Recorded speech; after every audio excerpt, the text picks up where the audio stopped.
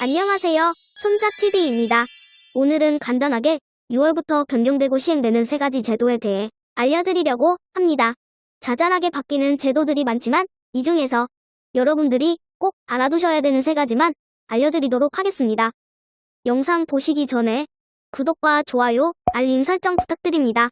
구독과 좋아요, 알림 설정은 영상 제작에 큰 힘이 됩니다. 6월부터 시행되는 제도 3가지. 첫 번째는 코로나 마스크에 관한 내용입니다. 코로나로 인해 어딜 가도 마스크를 쓰고 다녀야 해서 불편하지 않은 분이 없을 텐데요.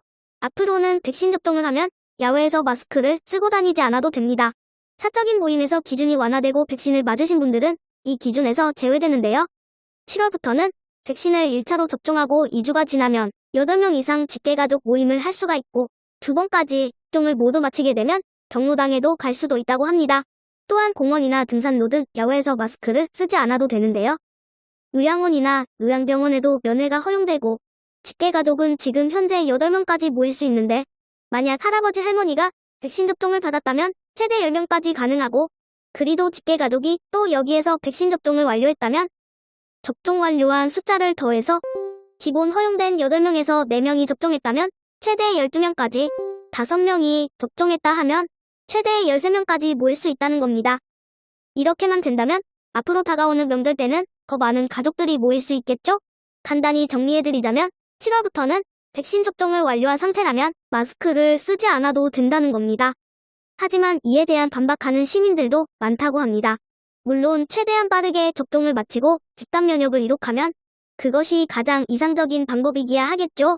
그렇지만 누가 백신 접종자인지 아닌지 전 국민을 상대로 단속하냐는 건데요. 지금 돌파 감염이 그리 많지는 않지만 7월부터 제도가 실행된다면 돌파 감염자가 늘어나고 감염 증상이 없는 감염자가 거리를 활보할 수도 있다는 건데 그로 인한 감염은 누가 책임질 것이며 일정 시간이 지나 변이가 나올 수도 있고 변이가 안 나와도 항체는 사라지고 주기적으로 맞아야 하는데 마스크 착용 여부에 대한 국민의 피해를 최소화하는 대책으로 안내해야 되는 거 아니냐. 빨리 백신을 접종시키기 위해서 노마스크를 시행한다는 것에 대해서는 지금 제도는 너무 성급한 것 같다라는 말이 나오고 있다고 합니다. 아무쪼록 소중한 일상이 회복될 수 있었으면 하는 마음입니다. 그리고 두 번째, 휴대폰 판매점과 대리점에서 제공해왔던 추가 지원금 한도가 기존 공시지원금 15%에서 30%까지 상향된다고 합니다. 기존 법에서는 공시지원 금액 15% 범위에서 추가 지원금을 지급할 수 있었는데요. 예를 들어서 휴대전화 공시지원이 50만 원이었다면 유통망에서 7만 5천 원까지 추가 지원금을 주는 것이 가능했는데 이 지원금이 15%에서 30%까지 상향 지원되면서 한도가 7만 5천 원에서 15만 원까지 올라간다는 겁니다. 그렇기 때문에 방송통신위원회에서는 평균 공시지원금을 31만 8천 원 정도로 봤을 때 7만 원대의 요금을 기준으로 하면 최대 4만 8천 원의 지원금을 더 받을 수 있게 되었다고 밝히고 있습니다. 즉 휴대폰을 사면서 받게 되는 지원금 혜택이 2배까지 올랐다는 반가운 소식입니다. 그리고 마지막으로 세 번째, 전월세 신고제입니다. 6월 1일부터 전월세 신고제가 시행이 됩니다. 전월세 신고제란 주택임대차 계약 시 임대계약 당사자, 보증금, 임대료, 임대기간, 계약금, 중도금, 잔금 납부일 등의 계약사항을 30일 이내에 군, 구청에 신고하도록 하는 제도인데요. 이 전월세 신고를 한 달 이내에 신고하셔야 합니다. 만약 한 달 이내에 신고를 하지 않으면 앞으로는 과태료가 부과되기 때문입니다. 현재까지는 전월세 계약에 대해서 자율 신고를 하고 있었는데요. 6월부터는 지역 그리고 대상에 따라 전월세 신고가 의무화된 것입니다. 전월세 신고 대상으로는 6월 1일부터 수도권, 광역시, 세종시, 각 도의 단위 지역인데요. 전세 6천만 원, 월세 30만 원을 초과하는 주택임대차 계약을 체결한 경우 해당 지방자치단체에 신고해야 합니다.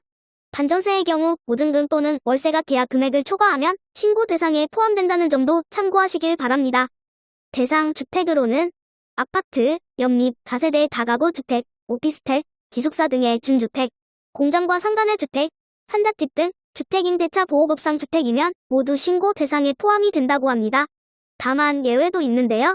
고시원처럼 계약이 한 달을 넘지 않는 후단기 계약에 대해서는 과태료가 면제되고 사무용으로 사용하는 오피스텔은 신고하지 않아도 됩니다. 여기서 많은 분들이 오해하시고 있는 부분이 있는데요. 잔금을 치르는 날부터 30일이 아니라 임대차 계약을 체결한 날로부터 30일 안에 신고해야 한다는 점 잊으면 안 되고요.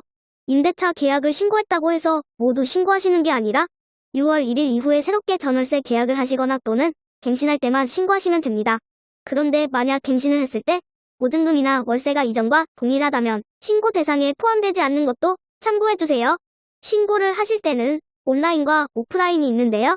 오프라인 신고로는 집주인과 세입자가 함께 주택임대차 계약 신고서를 작성하여 서명하고 계약서 사본과 함께 관할 주민센터에 제출하시면 되는데요. 집주인과 세입자 두 사람이 함께 신고하는 것이 원칙이지만 두 사람의 서명이 들어가 있다면 두 사람 중 한 사람만 서류를 지참하여 방문 신고해도 됩니다. 온라인 신고로는 부동산 거래 관리 시스템 홈페이지에 들어가셔서 집주인과 세입자가 작성하셨던 계약서를 사진으로 찍어서 업로드해 주시면 됩니다.